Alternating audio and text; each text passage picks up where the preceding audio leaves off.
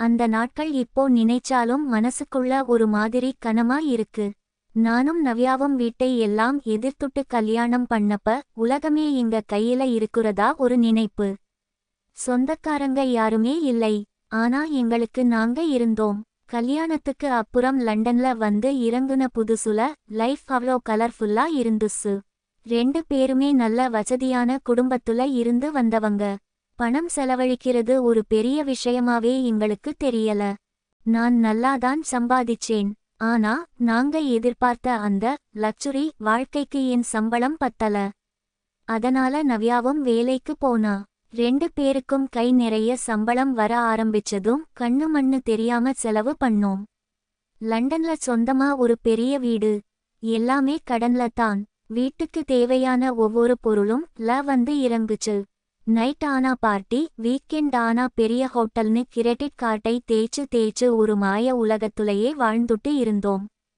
ஆனா வாழ்க்கை எப்பவுமே ஒரே மாதிரி இருக்காதில்ல. அந்த டைம்ல உலகத்தையே உலுக்கின அந்த பொருளாதார மந்தம் லண்டனை மையம் கொள்ள ஆரம்பிச்சப்போ அதோட சூடு எங்களையும் தாக்குச்சு. எந்த முன்னறிவிப்பும் இல்லாம 2 பேருக்கும் அடுத்தடுத்து வேலை போச்சு. அப்போதான் உரைச்சது பேங்க் பேலன்ஸ் சேமிப்புன்னு. நாங்க எதுவுமே சேர்த்து வைக்கலைன்னு. ஒவ்வொரு நாளும் சாப்பாட்டுக்கே வீட்ல இருந்த பொருளை விற்க ஆரம்பிச்சோம். அந்த இஎம்ஐ காரங்க, கிரெடிட் கார்டு கம்பெனிக்காரங்க வந்து போடுற சத்தம், கதவை தட்டுற சத்தம் கேட்டாலே நவ்யா பயத்துல என் கையை இறுக்கமா பிடிச்சுக்குவா. வீட்டை விற்கலாம்னு பார்த்தா மார்க்கெட் ரொம்ப அடிமட்டத்துல இருந்துச்சு. வித்தாலும் கடனை அடைக்க முடியாது. சொந்தக்காரங்க கிட்டையும் முகம் கொடுத்து உதவி கேட்க முடியாது. வரிசையா இடியாப்ப சிக்கல் மாதிரி எல்லா பக்கமும் பிரச்சனை. கடைசியா கடன் கொடுத்தவங்க ஒரு மாச கெடு கொடுத்துட்டு போனாங்க. அதுக்குள்ள பணத்தை கட்டலைன்னா போலீஸ் ஜெயில்னு மிரட்டிட்டு போனாங்க.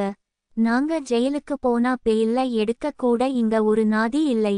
கல்யாணம் ஆகி 2 வருஷத்துல இப்படி நடு தெருவுல நிப்போம்னு நான் கனவுல கூட நினைச்சு பார்க்கல.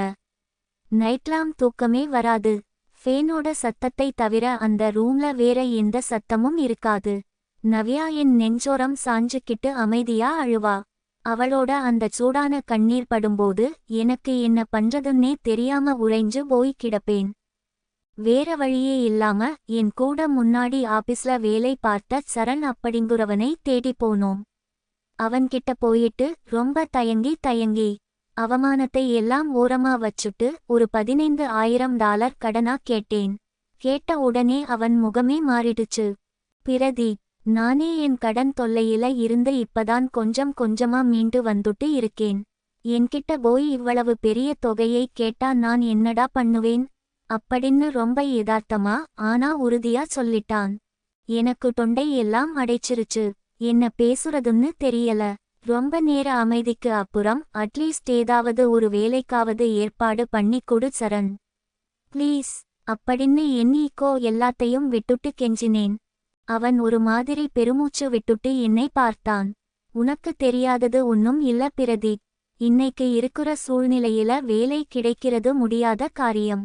உன்கிட்ட இதைச் சொல்ல வேணாம்னு தான் நினைச்சேன். ஆனா நீ இவ்வளவு தூரம் கேக்குறதால சொல்றேன். நான் கூட இப்போ எந்த வேலைக்கும் போறது இல்ல. என் ஒய்ஃப் சிந்து தான் இப்போ வேலைக்கு போயிட்டு இருக்கா. அவ சம்பாத்தியத்துல தான் இங்க வண்டியே ஓடிட்டு இருக்கு அப்படின்னு சொன்னான்.